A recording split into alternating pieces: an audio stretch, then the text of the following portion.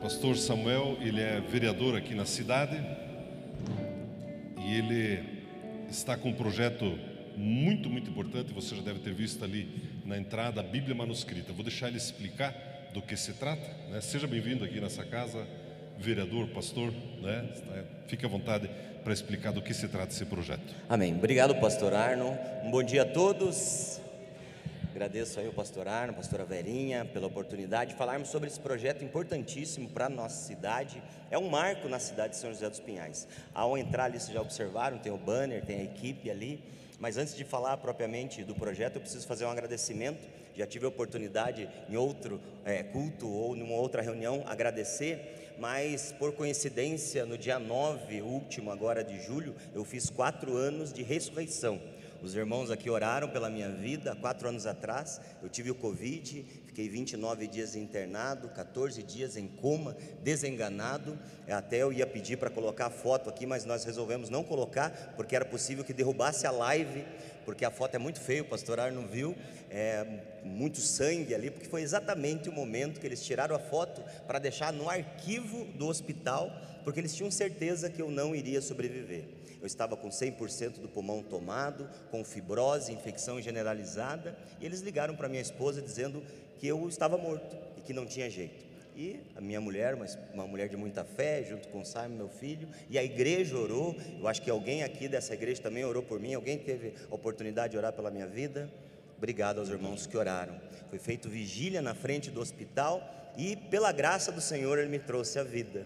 E aí, sem poder fazer nem campanha, o Senhor me deu a graça também de me eleger como vereador. Hoje eu estou como vice-presidente da Câmara Municipal. E o primeiro projeto que nós colocamos lá em tramitação e foi aprovado foi o Dia Municipal da Oração, Adoração e Celebração a Deus. Porque nós queríamos de fato honrar aquilo que o Senhor fez na minha vida. A oração, ela levanta os mortos. E de fato, a oração com fé me levantou dos mortos. Aqui na nossa cidade, isso significa que não pode ser cessada a oração.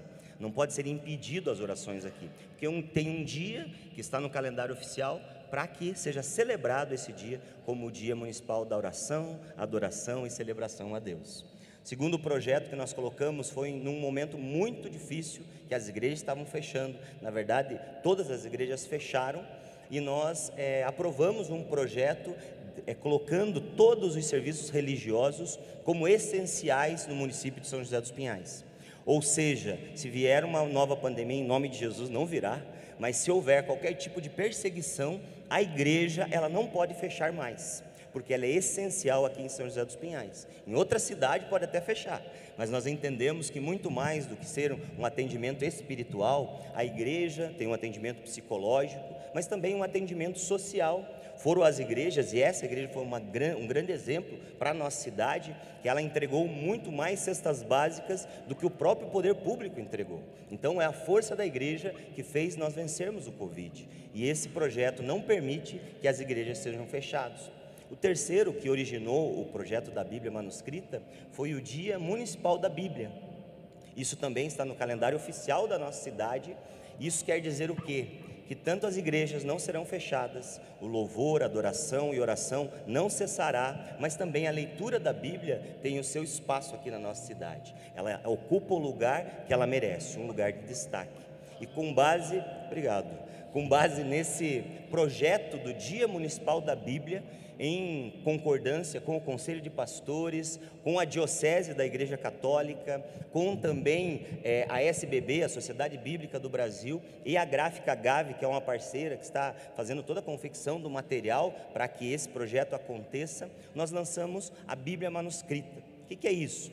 É uma oportunidade de cada cristão, de cada fiel, de cada pessoa que acredita na palavra de Deus, transcrever um versículo bíblico, assim como era lá nos primórdios. A Bíblia, ela não chegou bonitinha assim, encapada, bonitinha para você. Ela passou por muitos desafios, e o primeiro delas era a cópia dela, porque lá antigamente era copiado texto a texto, não tinha nem a divisão de livros, versículos, capítulos, não tinha. E é isso que nós vamos fazer, ter a oportunidade de transcrever um versículo bíblico, depois de feita de Gênesis a Apocalipse. São mais de 30 mil versículos que serão transcritos. Isso será corrigido e validado pela Sociedade Bíblica do Brasil, e aí nós vamos fazer um projeto doando, é uma lei, doando essa Bíblia como um patrimônio histórico e cultural da cidade de São José dos Pinhais. Daqui a 10, 15, 20 anos, os nossos netos, bisnetos, vão até o museu da cidade e vão procurar lá o nome Arno Pauls, e vai ver, porque ele foi um dos primeiros que copiou o versículo, quando nós lançamos no final do ano, lá na Câmara Municipal, e vai encontrar lá Gênesis 1, lembra o versículo, pastor? Não lembra, né?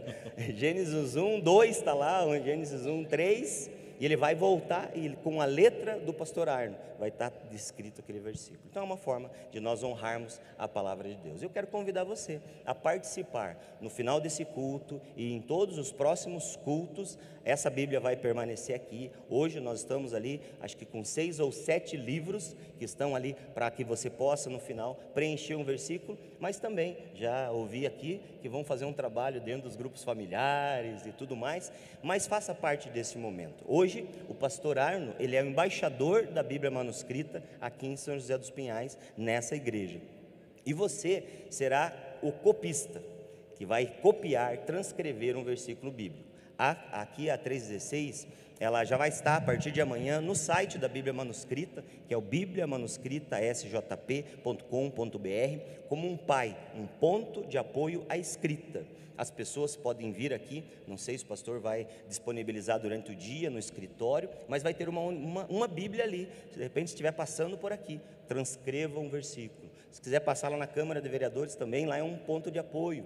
No sábado, até o final desse mês, todo sábado, nós teremos uma barraquinha na 15 lá com a Bíblia manuscrita. De repente está passando lá, das 10 às 14 horas, vai ter uma equipe lá evangelizando. Semana passada nós fizemos isso, ontem não fizemos por conta da chuva, mas estamos evangelizando. Chegava para a pessoa e perguntava assim: o que é a Bíblia para você?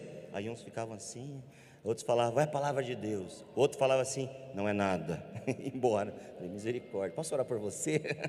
Mas para valorizarmos a palavra de Deus. Então, faça parte desse projeto. Eu tenho certeza que nós estamos como igreja deixando um marco para a cidade de São José dos Pinhais. É a primeira Bíblia manuscrita de uma cidade em todo o Brasil. Já teve uma Bíblia manuscrita como essa, através de uma grande denominação, que espalhou pelo Brasil todo. Mas dessa vez o desafio é termos a Bíblia de São José dos Pinhais. Alguém deve estar pensando: pastor, mas e se minha letra for muito feia? Pode escrever também? Pode. A gente pede para aqueles que têm a letra quase um hieroglifo, que é quase uma letra de médico, me desculpa os médicos aqui, mas tenta dar uma caprichadinha, meu irmão. Tenta dar uma caprichadinha. Sabe por quê? Um esquadro, alguma coisa. Mais ou menos isso. Mas tenta caprichar, porque se tiver algum erro, por isso que nós validamos, vai ser validado pela Sociedade Bíblica. Se tiver erro, nós temos que fazer aquela página inteira novamente. Temos que chamar as outras pessoas para consertar por causa de um erro seu. Mas isso não precisa ficar com medo. Capricha, irmão. Vai devagarinho, faz letra de forma, vai lá, vai com calma. Nossa equipe está lá para te ajudar e estaremos aqui. Também uma equipe será treinada aqui da 316 para nos próximos domingos poderem dar sequência nesse projeto. Essa questão, quero, além de parabenizar o pastor Samuel e você que vai participar disso, a Bíblia é algo extraordinário. Daqui a pouco o pastor Norberto vai estar ministrando sobre ensino sobre a Bíblia. Eu vi uma matéria bem curtinha sobre um jogador de futebol americano, cristão. E ele foi crescendo no time, e aí um dia ele estava se preparando para o jogo. Acho que tem que diminuir um pouquinho, está com um pouco de microfonia aqui no retorno. E aí ele percebeu que os outros jogadores de futebol americano, cada um escrevia algo com uma tinta assim na bochecha, debaixo do olho. Não sei quem assiste sabe o que eles fazem. Um colocava o nome da mãe, outro colocava uma borboleta, outro colocava lá o nome da namorada. Ele ficou pensando: o que eu vou desenhar no meu rosto? E ele era o cracão do time lá. E aí ele pensou: vou colocar um versículo bíblico. E aí pensou: mas que versículo que eu ponho? Daí ele foi para Filipenses, acho que 4:13. Ele colocou lá um texto sobre vitória e tal, beleza. E foi para o jogo, e outro jogo, e outro jogo. E quando eles estavam na final, ele começou a ficar inquieto, que ele era para mudar o texto. Aí conversou com um, com o outro, e foi falar com o técnico, que nem cristão era. E aí o técnico falou: não, você não pode mudar. É esse texto que nos deu sorte para nós chegarmos até aqui. Você não pode mudar. Não, mas eu vou mudar. E sabe o que ele colocou aqui, desenhou debaixo da bochecha dele? João 3,16. Sabe o que aconteceu depois do jogo? Teve o jogo, ganharam, aquela coisa toda tal. E aí os responsáveis pela mídia do jogo ligaram, olha, aconteceu uma coisa extraordinária. Nós tivemos nessa noite no Google 94 milhões de consultas. O que é João 3,16? Irmão, a palavra de Deus é a palavra de Deus. Então, quando você vai ali escrever, faça assim com alegria, com reverência, mas com alegria de poder participar desse projeto. Porque você e eu não vamos estar aqui daqui a 100 anos. Por mais Mary Kay, por mais que não sei o quê, daqui a 100 anos, meu amigo, você e eu não vamos estar mais aqui, mas a Bíblia vai estar. E de repente você tem a chance de participar, né, desse projeto. Então eu quero encorajá-lo. Na saída tem quantas folhas? Vai ficar 7 Bíblias tem ali, 7 livros, aliás, né? 7 livros, então você pode passar ali. Isso. Pede para a esposa, principalmente o mais jovem. O mais jovem está acostumado, se erra a letra, só deleta. Não existe isso. Os mais antigos sabem que é errorex, é não sei o que, aquelas coisas. Lembra do falecido errorex? Lembra daqui? Quem lembra? Entrega a idade, eu quero ver. Falecido errorex é bom, hein, pastor? Então capricha lá. E nós temos um vídeo também sobre isso. Deixa eu só contar um testemunho, aproveitando esse gancho do pastor. Quando nós lançamos a Bíblia, nós lançamos lá na Câmara Municipal e tinha lá a presença tanto do Poder Executivo, Legislativo, Judiciário e os representantes eclesiásticos, tanto o bispo da cidade, pastor Arno representando o Conselho de Pastores e vários outros pastores. E aí uma das pessoas, ela começou a preencher e ela foi fazer uma pergunta: eu posso escrever tal versículo? E eu já vou responder aqui para vocês. Que é o versículo meu, rema, será que eu posso responder aquele versículo? Esse versículo uma vez falou comigo, quando eu estava, ainda era crente, na hora eu falei, vai ser bom, né? E aí eu falei, não dá, e eu já falo para você, não dá para você escrever o versículo que você quiser, você vai escrever na sequência da Bíblia, até porque ela é sequência, é um livro, vai estar ali um livro como Eclesiastes, por exemplo, você vai fazer na sequência, não tem como pular ele. Imagine, todo mundo ia querer escrever qual? João 3,16, por que será, né? Mas não dá, então é na sequência. E aí esse senhor, ao preencher o versículo, ele começou a escrever ali, e ao escrever ele começou a chorar, porque o Espírito Santo falou com ele através daquele versículo. Então o Espírito Santo vai falar com você através do versículo que você vai escrever ali, e não pode escolher, tá? O Espírito Santo vai escolher por você. Temos um vídeo para passar, pastor? No princípio, a Bíblia era apenas alguns ensinamentos passados de pai para filho. Hoje, seus conhecimentos moldam a base da sociedade em que vivemos. Entretanto, a Bíblia superou inúmeras adversidades no decorrer da história. Seus primeiros registros foram feitos pelos israelitas, mas foram os seguidores de Cristo que difundiram o conhecimento sagrado para o mundo. Seus primeiros registros foram manualmente escritos em papiro, passaram pelas impressões na prensa de Gutenberg e chegaram aos aplicativos de celulares.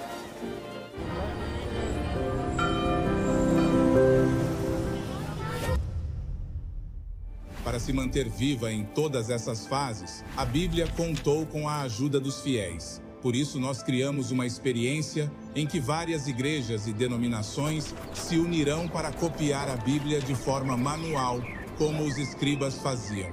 Essa Bíblia será corrigida e validada pela Sociedade Bíblica do Brasil e depois entregue como patrimônio cultural de São José dos Pinhais. Seja um copista, enfrente os desafios que eles enfrentaram e ajude a manter vivos os textos sagrados. A palavra enfrenta dificuldades, mas continua viva.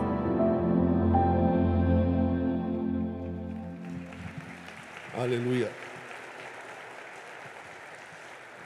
Glória a Deus. Muito bom dia a todos. Quero saudá-los com a graça e a paz do nosso Senhor Jesus Cristo. E aproveitando o ensejo sobre a palavra de Deus, sobre esse importante evento, na verdade quero trazer alguns pensamentos a respeito da palavra de Deus, a respeito da importância da Bíblia em nossas vidas. Talvez você saiba disso e nem veja a importância de nós falarmos sobre o assunto, mas existe certamente para nós cristãos uma autoridade que está no nome do Senhor Jesus, como representantes legítimos do reino de Deus, mas existe uma autoridade que está na própria palavra de Deus. Eu quero colocar compartilhar alguns pensamentos a respeito disso e nos fazer perceber a importância da leitura, do estudo, da aplicação, da prática da Bíblia em nossas vidas. Esdras, um livro não tão conhecido, livro de Esdras, capítulo 7, versículo 10, se você puder acompanhar comigo. Esdras, capítulo 7, versículo 10, diz o seguinte: porque Esdras tinha disposto o coração para buscar a lei do Senhor, para a cumprir, para ensinar em Israel os seus estatutos e os seus juízos. Sentado como você está, vamos fazer uma oração. Querido Pai Celestial, exaltado, bendito, adorado, louvado seja o Senhor. O teu nome, a sua soberania, a tua majestade sobre toda a terra e nos céus. Pai Celestial, muito obrigado, porque em Cristo Jesus o Senhor nos adotou, o Senhor nos considera como seus filhos. Em Cristo Jesus o Senhor nos justificou, nos declarou como inocentes para que pudéssemos acessar a sua presença. Muito obrigado, Senhor, pela obra maravilhosa de amor, de fidelidade.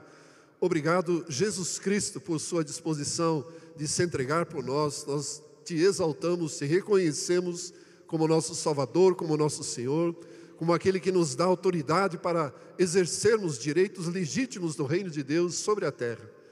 Querido e amado Espírito Santo, obrigado por sua presença em nós, essa presença transformadora, encorajadora, que nos traz consolo, alívio, que nos ajuda a compreender, discernir aquilo que o Senhor deseja para nós, para esta geração. Espírito Santo de Deus, nós queremos confiar esse tempo de reflexão na palavra de Deus ao Senhor, pedir que o Senhor nos ajude, que o Senhor nos auxilie na compreensão, na aplicação desses importantes princípios. É a nossa oração com muita gratidão, em nome do Senhor Jesus. Amém. Muito bem, Esdras é um personagem curioso, não muito conhecido, talvez você nunca tenha nem percebido que ele está na Bíblia, inclusive tem um livro a respeito dele. Mas ele, nos tempos em que Israel esteve no exílio da Babilônia, quando, depois da toda a confusão, da apostasia, da idolatria em que Israel se envolveu, Esdras é conhecido na história como aquele que reuniu os principais escritos do Antigo Testamento e os compilou, editou e formou as primeiras sinagogas, que eram os lugares de ensino da Bíblia no tempo do Antigo Testamento. O Antigo Testamento, tal qual nós o temos hoje, foi formado, então, compilado por esse importante escriba, que era também sacerdote da religião judaica. E ele tem eu admiro ele por ter um amor extraordinário pela palavra de Deus. O Salmo 119, por exemplo, que aqueles que têm talvez o hábito de ler um salmo por dia, têm uma vontade de pular, porque ele é extenso. Na verdade, é o capítulo mais extenso da Bíblia. 176 versículos. Aqueles que já tiveram aula comigo, já talvez até fizeram um exercício que eu gosto de aplicar. O 119 ele é um salmo alfabético e dividido em 22 estrofes. E cada uma das estrofes, cada frase de cada uma das estrofes começa com a mesma letra. Então, por exemplo, os 8 primeiros versículos começam todos no hebraico original com a palavra Aleph, que é o A, equivalente ao nosso alfabeto.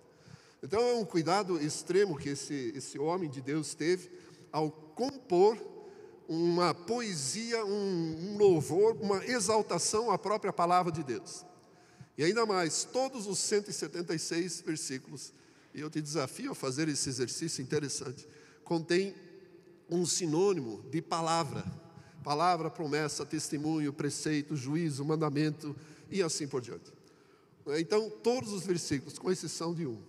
Então, era um homem que certamente amava a palavra de Deus, tinha um amor talvez até extremado pela Bíblia e compôs esse salmo muito interessante. São 22 estrofes de 8 versículos cada uma, e cada um deles começa com a mesma letra. E esse texto aqui me faz pensar que é uma maneira de nós olharmos para a importância da própria palavra de Deus, para as nossas vidas.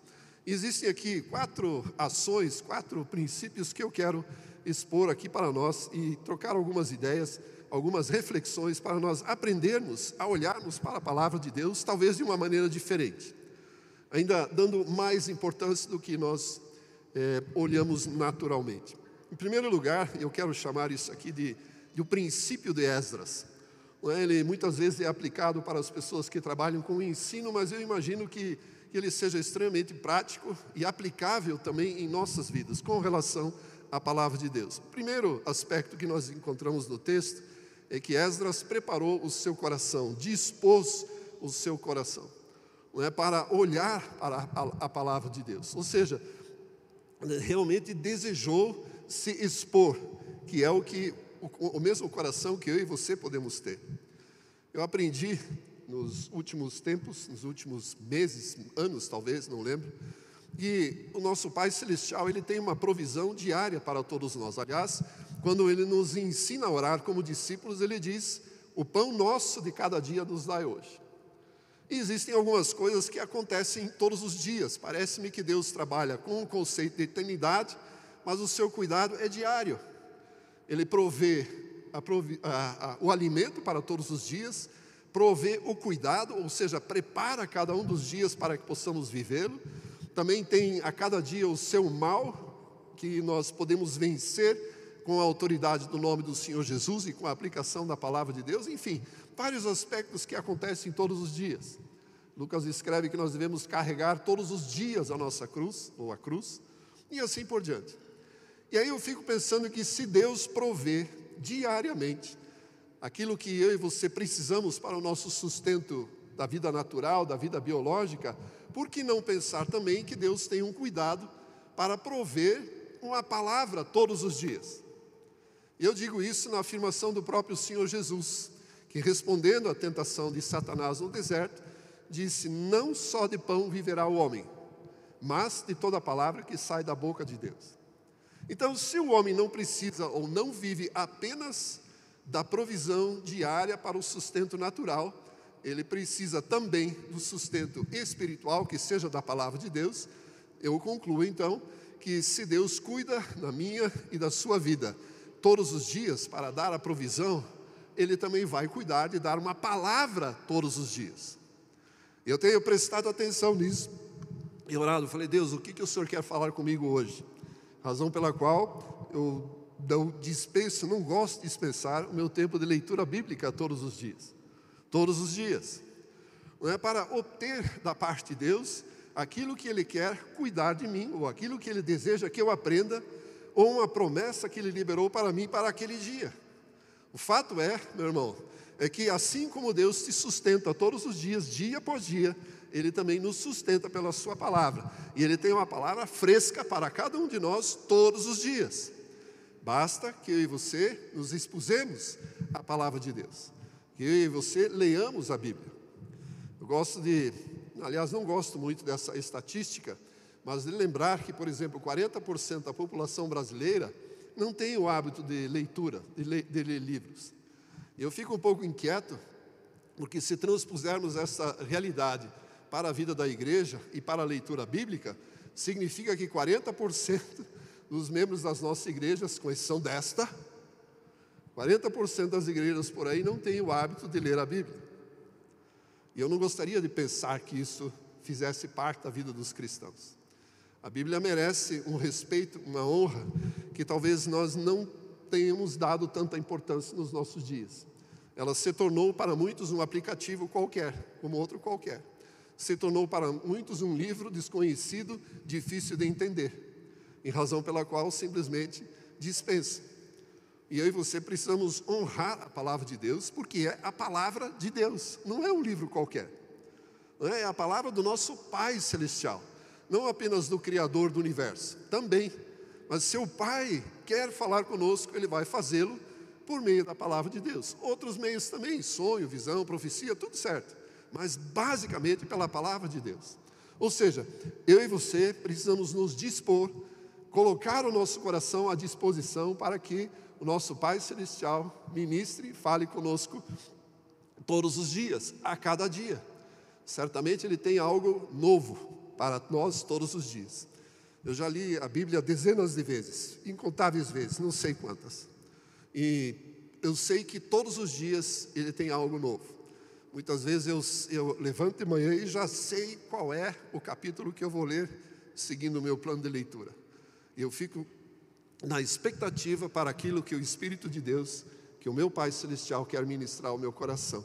E eu quero incutir esse princípio na sua vida, de preparar, de se dispor, a se expor à palavra de Deus, todos os dias, 10, 15 minutos, num lugar secreto. O Senhor Jesus ensinou a respeito da oração, não é, que ele chamava de hipócritas aqueles que expunham a sua oração publicamente. E ele ensinou aos discípulos, e ensina a nós: vai, procure um lugar secreto e feche a porta, não é, porque Deus te recompensará ali. E ao transpormos isso para a realidade da palavra de Deus, uma vez que naqueles dias não tinha a Bíblia disponível como temos hoje, não é? E fico pensando também nas casas como eram diferentes dos nossos dias, não é? Nós temos uma divisão bem clara entre quarto, cozinha, sala e assim por diante. Naqueles dias era meio um ambiente só. E muitas vezes as casas inclusive tinham o gado, o rebanho bem perto, na outra parede. Ou seja, os estábulos eram quase que conjugados com a própria casa. E talvez o lugar mais ideal para ler a palavra seria o próprio eirado, ou seja, o terraço. E no clima de Israel pode-se dormir ao ar livre tranquilamente. Eu penso que se eu vivesse naqueles dias, eu procuraria o eirado, o terraço da casa, um momento sossegado, para ali ter o meu tempo de oração, e nos nossos dias o tempo de leitura bíblica seria o lugar ideal.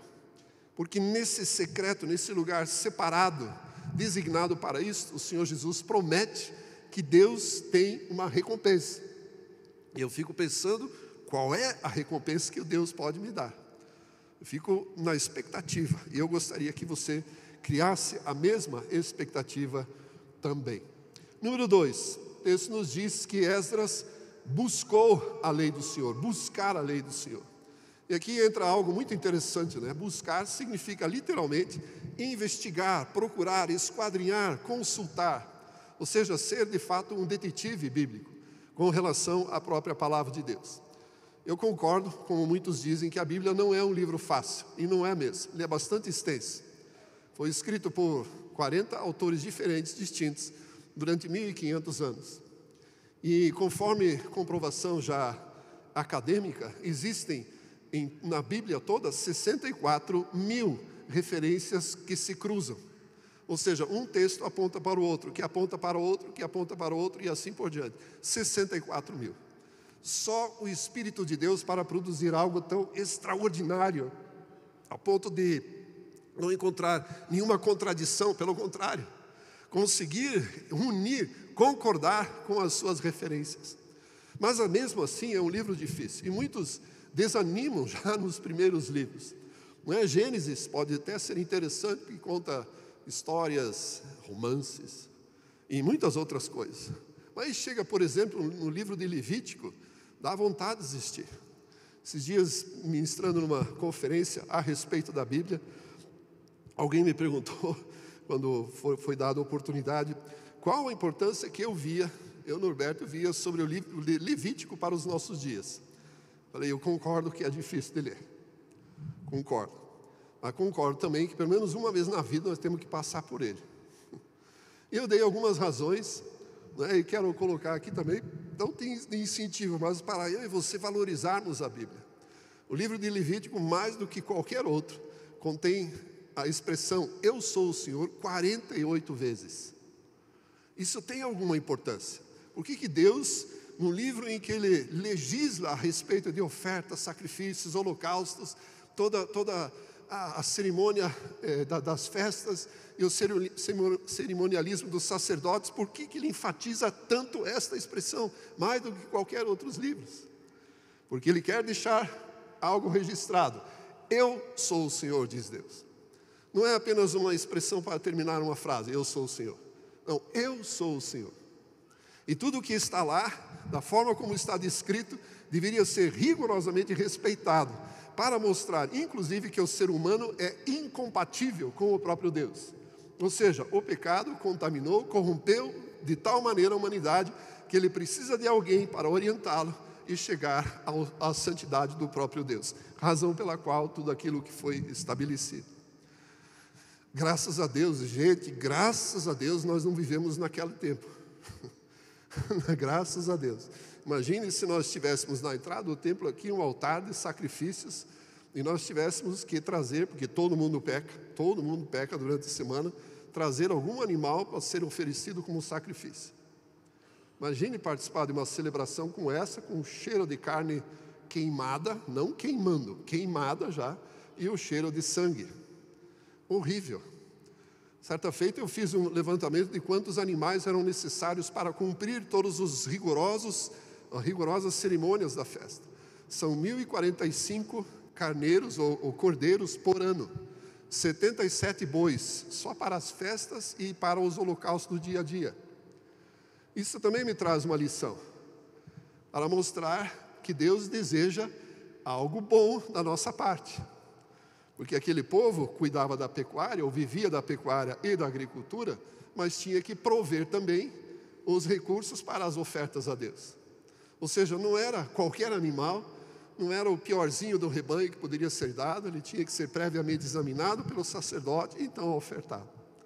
Eu digo, esse número talvez não faça nenhum sentido para nós, mas a mim me ensina, e isso é a lição do Levítico, que Deus é Deus, Ele é o Senhor, e Ele não merece apenas os trocados que eu e você queremos dá-lo no momento de oferta, ou questionar o dízimo, ou questionar isso e aquilo. Ele é o Senhor. Ele foi o Senhor que tirou a nação de Deus, a sua nação de Israel, aliás, do Egito, e o colocou na terra prometida, e o fez cumprir esses rigorosos mandamentos, dos quais eu e você estamos libertos por causa de Cristo Jesus.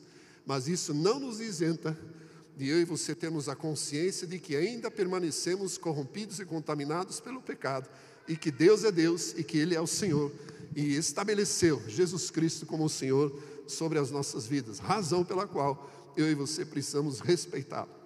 Então talvez essa seja uma razão pela qual eu e você possamos ler o livro de Levítico, não é, que nos traz essas importantes informações, ou não, mas eu e você precisamos nos expor a toda a Bíblia, não é? Salmos 1, por exemplo, se puder projetar os primeiros versículos, Salmo 1 diz o seguinte: bem-aventurado é aquele que não anda,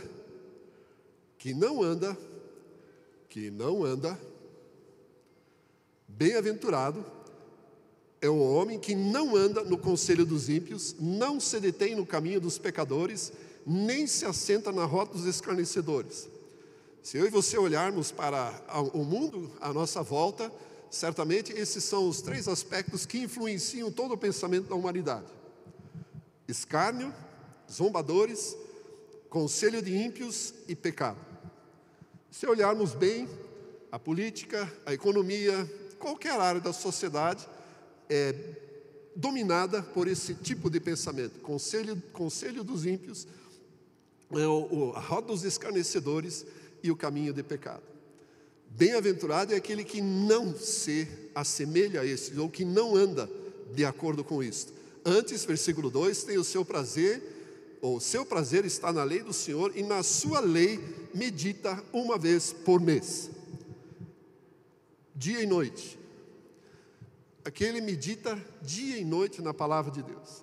Isso aqui é uma exortação, uma admoestação para todos nós, não é? Ou seja, é necessário que você meditemos na palavra de Deus, literalmente ruminar, mastigar, tirar toda a essência daquilo que a palavra de Deus nos traz, espremer mesmo todos os valores de dia e noite, para que não estejamos sujeitos a este conselho dos ímpios, caminho dos pecadores, ou a roda dos escarnecedores, ou no mínimo para nos ajudar a discernir que aquilo é um caminho de pecado, é um conselho de ímpios, é uma roda de escárnio.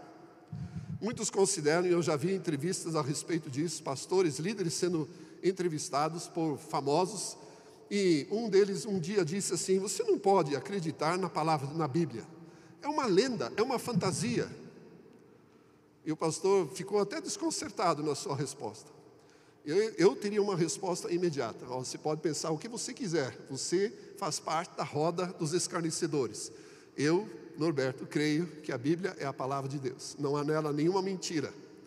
Meu Pai Celestial, de maneira nenhuma ousaria colocar algo na Bíblia que não fosse verdade.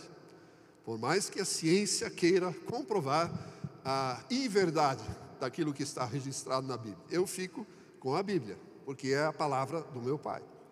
Razão pela qual eu me sinto desafiado a meditar nela dia e noite. Muito interessante pensar também que quando Deus deu a lei, ou a palavra de Deus ao seu povo, Ele determina a Moisés, olha, e para que Moisés ensinasse ao povo, vocês precisam pegar isso aqui e aprender da palavra de Deus. No versículo seguinte, no capítulo 5, ele também exorta a ensinar a palavra de Deus. A mesma coisa, os mesmos mandamentos. E aí eu penso que é muito interessante que a palavra ensinar e aprender, no seu original hebraico, conforme está escrito, é a mesma. Ou seja, ensinar e aprender é a mesma coisa. Porque nós aprendemos quando ensinamos e ensinamos quando aprendemos. Deu tilt aqui agora. Para aprender a palavra de Deus corretamente, nós precisaríamos ensiná-la adiante. Para ensinar a palavra de Deus, é evidente que nós precisamos aprender a respeito dela. Então isso demanda, na verdade, de nós uma responsabilidade. Não é? Se quisermos compartilhar algo no nosso grupo familiar, nos devocionais, nas oportunidades que surgem para pregar a palavra de Deus, seja lá onde for, é evidente que nós precisamos aprender dela, estudar dela, investigar, buscar de fato todos os detalhes que a palavra de Deus menciona. Esses dias atrás, eu me deparei com a seguinte história, já lida tantas vezes, do cego que estava à beira do caminho. Jesus Cristo está no seu caminho para Jerusalém, para a sua última semana de vida aqui na terra, e o cego berra, grita com todos os pulmões: Filho de Davi, tem misericórdia de mim. Todos nós somos familiarizados com esse texto. E Jesus parou e chamou, ou pediu para que aquele cego fosse conduzido a ele. E eu pensei, mas por que Jesus parou? E aí são alguns detalhes que nós vamos perceber quando de fato nos expusermos ou dispusermos a buscar e investigar. Aquele cego, de alguma forma, não sei como, identificou que aquela pessoa que estava passando ali era o filho de Davi. Não é uma expressão qualquer. Muitos chamavam Jesus de rabi, de mestre, não é? E, inclusive nos capítulos anteriores a esse registro aparece isso. Mas aquele cego tinha uma percepção, uma revelação diferente. Ele sabia que Jesus Cristo era o filho de Davi. Isso demanda conhecer que ele era o Messias, que era o futuro rei da nação de Israel. Era alguém enviado por Deus, que fazia parte da sucessão, da dinastia de Davi. Não era uma pessoa qualquer, não era um mestre qualquer. Não sabemos como esse menino, ou esse homem, descobriu isso. E ele clama também pela misericórdia. Tem misericórdia de mim, que é diferente de compaixão, como muitos queriam da parte de Jesus. Olha, tem compaixão de mim, me dá um pedaço de pão, me cure, faça isso, faça aquilo. Misericórdia remete a tudo aquilo que vem do Antigo Testamento e que está relacionado à aliança de Deus com o seu povo. Ou seja, aquele cego estava como que invocando tudo aquilo que Deus foi ou prometeu para a nação de Israel no Antigo Testamento e que agora estava sob a pessoa de Davi como filho, ou de Jesus como filho de Davi. Ou seja, não é uma expressão qualquer, tem o seu profundo significado, a ponto de parar Jesus. Jesus talvez pararia por qualquer outra razão, mas aqui ele estacionou, chamou aquele cego, porque aquele menino, aquele rapaz entendeu que Jesus Cristo era muito mais do que simplesmente um mestre, muito mais do que um homem que estava reunindo pessoas ao seu redor.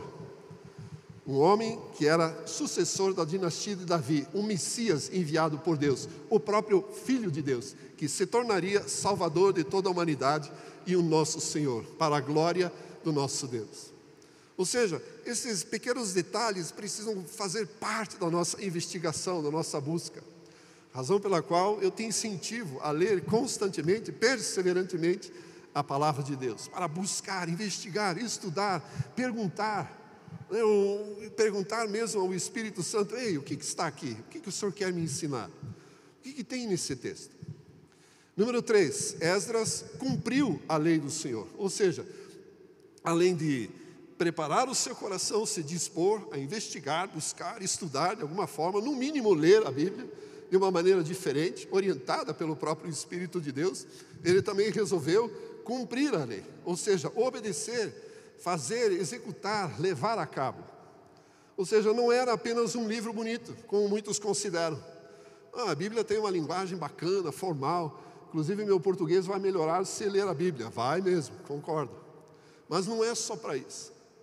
A Bíblia precisa, de repente, voltar ao seu lugar de honra, ao lugar para o qual ela foi destinada.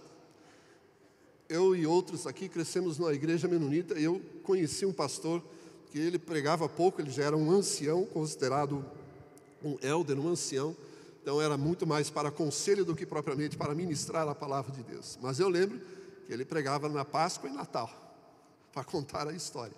E quando ele lia o texto, ele pedia para todos ficarem em pé, para ler a palavra de Deus, como um sinal de honra para a palavra do nosso Pai Celestial.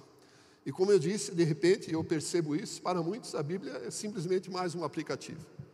A Bíblia é considerado um livro difícil de entender. A Bíblia precisa voltar ao seu lugar de importância. Ela precisa ser honrada com a palavra do Criador do Universo, com a palavra do seu e do meu Pai Celestial. Não é apenas um livro, por mais complexo que ele seja, mas é a palavra do nosso Deus para mim. Tiago capítulo 1, versículo 21, eu não dei esse texto para o pessoal da projeção, quem sabe eles consigam colocar agora.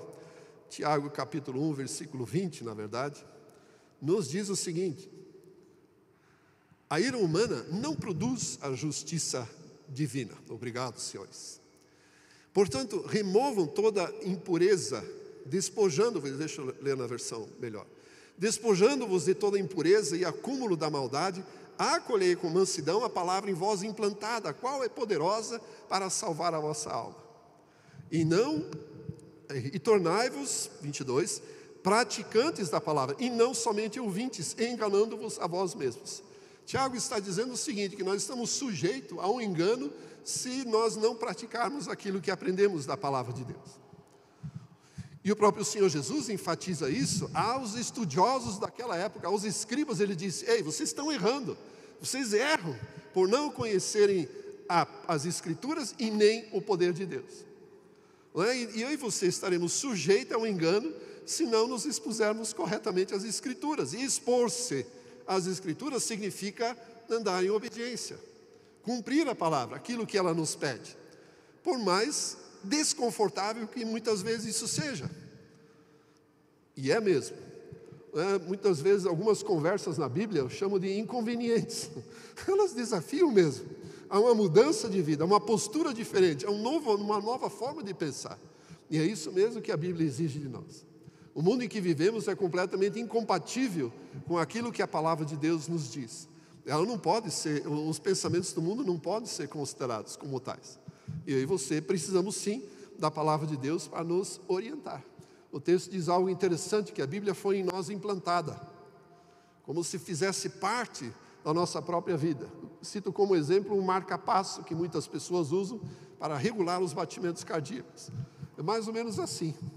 Eu não sei se vocês sabem, mas no dia em que eu e você reconhecemos ou confessamos a Jesus como Senhor, nós recebemos um kit da salvação.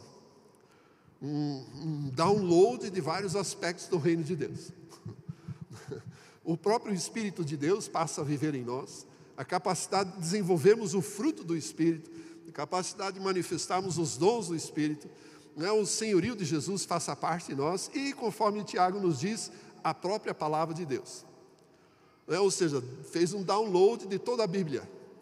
Razão pela qual, volta e meia, se escuta um texto assim, e uma mensagem, ou lê um texto, alguma palavra, e de repente você pensa assim: entendi. Agora sim, entendi. Já aconteceu com alguém ou só comigo? Acontece. O que é isso? Quando a palavra que está implantada em nós, de repente se torna a revelação dada pelo Espírito de Deus. E aí Tiago diz: agora mova-se para andar em obediência a isso. Mova-se para se tornar um discípulo que agrade ao Senhor Jesus, ou uma pessoa que exerça um estilo de vida agradável a Deus pela sua fé. Ou seja, a obediência é necessária. E aí eu e você podemos pensar assim, mas eu não consigo. Não mesmo, pelo esforço próprio, de jeito nenhum. E aí entra justamente aquilo que o Senhor Jesus chama de poder da palavra, o poder do Espírito de Deus. Erramos por não conhecermos as Escrituras e nem o poder de Deus. Os escribas daqueles dias conheciam muito bem as Escrituras. Conta-se que alguns, inclusive, recitavam o Antigo Testamento todo de cor. Mas aquilo não era vida. Não tinha poder, não tinha essência, não tinha o fogo que arde a partir da revelação do Espírito Santo de Deus, que habita em nós e que nos revela, que nos descortina os mistérios da palavra de Deus. Eu falo para os alunos, e falo aqui também, que a Bíblia ela está criptografada, ela tem senhas, passwords, que o Espírito de Deus vai nos conceder, e só o Espírito concede. E a razão é muito simples. Nele, ou nas Escrituras, está revelada a própria sabedoria de Deus. E Deus não quer que o mundo lá fora desvirtue, corrompa e distorça a palavra de Deus. Razão pela qual ela foi escrita e inspirada pelo Espírito de Deus e é desvendada pelo mesmo Espírito. Ou seja, eu e você compreenderemos as Escrituras mediante a revelação, a iluminação do Espírito Santo de Deus. E eu e você certamente precisamos nos expor a isso, para cumprirmos, porque é Ele quem vai nos capacitar, é Ele quem dá-nos o poder, o discernimento, nos revela a verdade, nos convence de que princípios da palavra de Deus precisam fazer parte da nossa vida para uma real metanoia, uma mudança na forma de pensar. Ou seja, é pelo Espírito que eu e você certamente nos tornamos obedientes à palavra de Deus. E finalmente, ensinar em Israel, ou seja, passar adiante. Então, Esdras dispôs o seu coração para buscar a palavra de Deus, para cumpri-la em obediência. E a partir daí, então, ele ensinava aos outros, ministrava aos outros. E aqui vem uma última lição que eu quero deixar com relação a esse princípio de Esdras. Eu e você, muitas vezes, somos muito egoístas e pensamos apenas no nosso dia a dia, na nossa geração, nos nossos dias, e naquilo que concerne ao que Deus precisa fazer nos nossos dias. Mas existe uma geração dos nossos filhos, e os netos e bisnetos, como já foi falado hoje, que precisam ser ensinados na palavra de Deus. Uma das maiores tragédias que aconteceu em Israel foi quando eles entraram na terra prometida, passou uma geração e a geração seguinte, por falta de instrução, já não sabia quem era Deus. Eu fico pensando, mas que tragédia! O Deus que tirara a nação de Israel do Egito, da escravidão, conduzira e sustentara por 40 anos no deserto, não é, com milagres, sinais, prodígios, com maná todo dia, com água fresca todos os dias, sombra, enfim, todos os recursos necessários, conduziu a terra prometida, dava vitória sobre todos os inimigos, não tinha gente grande e pequena que resistisse àquele povo, porque Deus estava dando a vitória. De repente, a terceira geração, ou seja, os netos dos conquistadores, já não sabiam quem era Deus. E eu e você podemos incorrer no mesmo risco, se eu e você não ensinarmos a Bíblia corretamente, devidamente para as gerações futuras. Eu tenho como compromisso pessoal diante de Deus, com o propósito de Deus, fazer isso para todas as gerações que estão diante de mim, sejam elas naturais, no caso os nossos filhos e netos, como espirituais, sejam alunos ou seja lá o que for, para que gerações futuras, se Jesus não voltar daqui a 100 anos, ainda se fale, ainda se ensine a Escritura, ainda se cumpra a Bíblia, ainda se memorize versículos bíblicos que caiu em total desuso. Mas esse é um compromisso que eu e você não podemos deixar de ter, de deixar uma marca, uma cicatriz, uma marca da nossa ferramenta, da palavra de Deus para as próximas gerações. Os nossos filhos e os nossos netos precisam saber que nós amamos a palavra de Deus, que nós amamos ao Deus que nos salvou em Cristo Jesus, que amamos a autoridade, amamos o poder que há na Bíblia, mas sobretudo que sejam preparados para que eles nunca deixem, como nós, de colocar a sua esperança em Deus. Eu quero deixar então esses 4 princípios para que eu e você possamos buscar ou cumprir esse ensino de Esdras, o princípio de Esdras. Dispor o coração, buscar a palavra de Deus, cumprir e ensinar. Os grupos familiares, os encontros são oportunidades extraordinárias que eu e você temos de compartilhar aquilo que Deus falou conosco. E eu falo por experiência, aquilo que se tornou vida para nós, aquilo que obedeceu a esta ordem aqui, certamente ministrará e edificará aqueles que estão à nossa volta, aqueles que estão conosco. Se eu e você obedecermos a esse princípio, o estudo vai ser livrado da irrealidade e vai ser colocado no pensamento ou na conduta certa. Enquanto isso, o comportamento vai ser tirado da incerteza.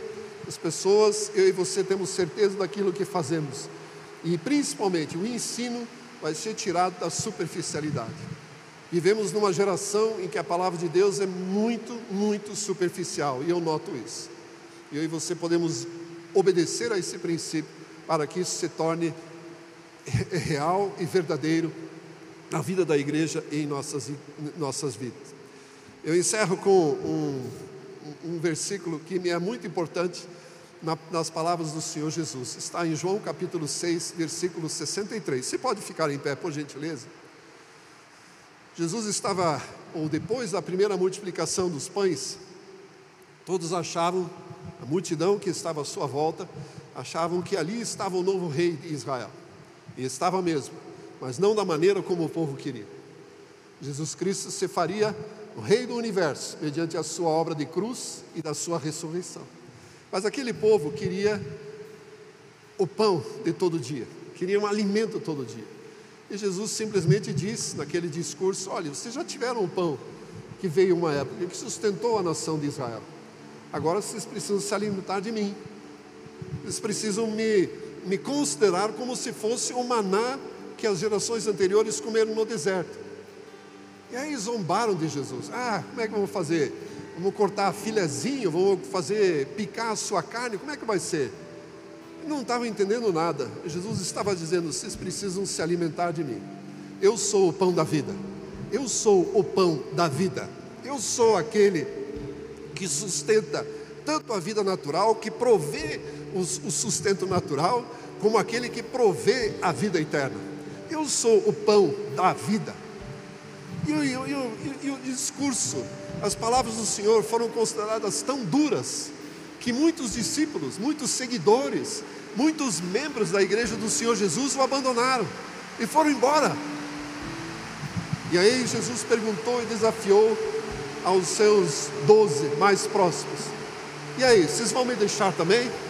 Vão me abandonar também? Porque é o seguinte: as palavras que eu vos disse são espírito e são vida. São espírito e são vida. Tem o poder, tem a condição, a habilidade, a capacidade de mudar circunstâncias, de alterar cenários, de trazer a cura, de trazer a libertação, de trazer uma nova perspectiva de vida. As minhas palavras, as palavras que eu vos disse são espírito e vida. Por isso eu digo que a Bíblia não é apenas um livro. A Bíblia é a palavra do nosso Pai Celestial, que concede vida, que muda circunstâncias, que muda a nossa disposição de viver, que altera o nosso humor, se necessário for. E aí ele perguntou mais uma vez: e aí, vocês vão ficar ou como ficamos? E Simão Pedro tem uma sacada genial. Ele disse: Senhor, nós não podemos ir a lugar nenhum. Para onde nós iremos? Porque as suas palavras são espírito e vida. Suas palavras são vida para nós, palavras de vida eterna. Aqueles homens perceberam que a palavra de Deus não sustenta apenas para o dia a dia, não sustenta apenas para esta geração. Ela nos conduz e nos leva para a eternidade. Graças a Deus por isso. Graças a Deus pela eternidade conquistada por Jesus Cristo na cruz. Graças a Deus pela autoridade da Bíblia que habita em nós. Vamos orar. Querido Senhor, em nome de Jesus Cristo, nós te agradecemos pela palavra que o Senhor nos deixou, por essa herança extraordinária que o Senhor nos conduziu. Senhor, permita que nesta geração nós possamos fazer diferença. possamos de fato impactar as pessoas e mudar a nossa forma de pensar, em nome de Jesus. Eu quero convidar aqueles que desejam, de alguma forma, receber o poder do Espírito Santo para entender melhor as Escrituras. Os líderes dos grupos familiares vão orar por aqueles que desejam de fato mudar as circunstâncias, mudar a sua vida. Se você já leu a Bíblia e não entendeu e não compreendeu aquilo que deve ser feito, e não compreendeu os princípios da palavra de Deus, vem aqui à frente, nós queremos orar por você. Receba uma dispensação nova, uma unção diferente para a compreensão da Bíblia, para um espírito diferente, para uma mudança de vida. A palavra de Deus tem o poder de mudar, de alterar as circunstâncias que estão à nossa volta, que estão disponíveis para nós. O Espírito de Deus vai fazer essa diferença em nome do Senhor Jesus, em nome de Jesus. Pois tenho sede, não quero mais buscar em outras fontes. Não precisarei aqui voltar pra minha sede saciar, uma vez que eu já ouvi teu falar. Dá-nos de beber nessa manhã, Senhor. Dá-me de beber, pois tenho sede, não quero mais buscar em outras fontes. Não precisarei aqui voltar pra minha sede saciar, uma vez que eu já ouvi teu falar. Que Ele é tudo para nós. Tu és por quem a minha alma esperou, a fonte da vida que me encontrou. És o dom de Deus, o Messias, o meu Salvador. Tu és por quem a minha alma esperou, a fonte da vida que me encontrou. És o dom de Deus, o Messias, o meu Salvador. Diga isso a Ele. Eu quero beber do teu rio, Senhor. Sacia minha sede, lava o meu interior. Eu quero fluir em tuas águas. Eu quero beber da tua fonte, fonte de águas vivas. Eu quero beber, eu quero beber. Quero beber do teu rio, Senhor.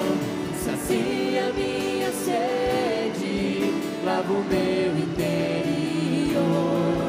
Eu quero fluir em tuas águas. Eu quero beber da tua fonte, fonte de águas vivas. Tu és Senhor, Tu és Senhor, Tu és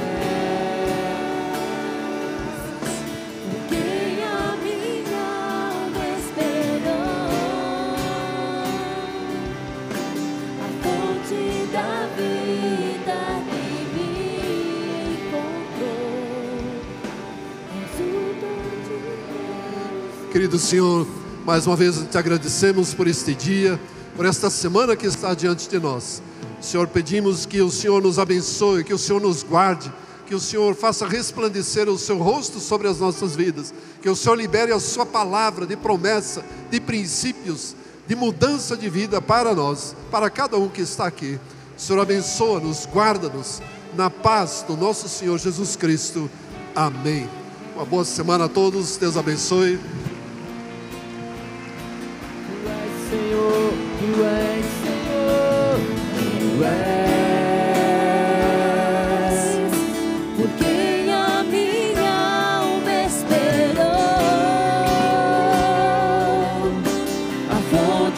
da vida que me encontrou. És o dom de Deus, o Messias, o meu Salvador. Tu és por quem a minha alma esperou. Da vida que me encontrou. És o dom de Deus, o Messias, o meu Salvador. Tu és por quem a minha alma esperou. Fonte da vida que me encontrou. És o dom de Deus, o